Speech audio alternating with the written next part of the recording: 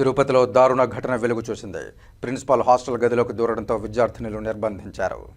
లీలామహల్ సర్కిల్లోని Varma nursing college girls హాస్టల్లోని ఓ గదిలోకి అర్ధరాత్రి ప్రిన్సిపాల్ దూరడంతో విద్యార్థినులు అతడిని గదిలోనే బంధించారు.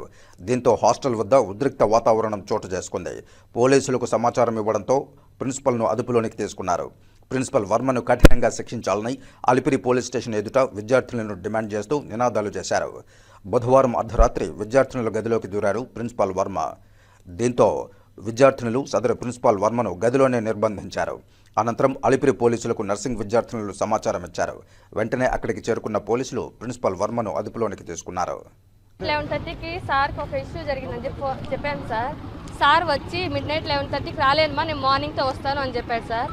కానీ మిడ్-నైట్ 11:30కే వచ్చి 11:30 లోపల వచ్చి ఆ సార్ తాగేస్తున్నాడు సార్. ఆల్రెడీ తాగేసి వచ్చి ఆ పాపని పిలవమని చెప్పాడు సార్.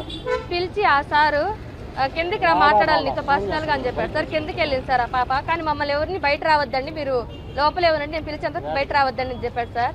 ఈ పాప కిందకి వెళ్ళి చాలాసేపు అయింది సార్. మాకే కొంచెం డౌట్ వచ్చి వేరే పాపల్ని వాటర్కి వెళ్ళమని చెప్పాను సార్. వాళ్ళు వాటర్కి వెళ్ళి చూశారు సార్.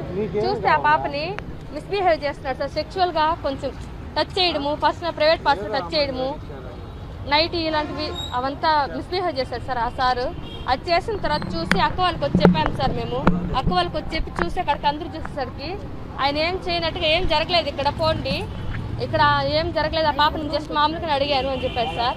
ఎప్పుడంటే అప్పుడు 11:30కి అప్పుడు అవంతా రూమ్కి వస్తారు సార్. మేము అసలు షార్ట్స్ వేసుకుంటాం సార్. గర్ల్స్ ఎలా ఉంటారు సార్ హాస్టల్లో, అలాంటి టైంలో మిడ్-నైట్లో వచ్చి చూస్తే ఎలా ఉంటారు సార్ అమ్మాయిలు. స్నానం చేస్తూ ఉంటాం సార్, వచ్చి డోర్ తడతా ఉంటారు సార్.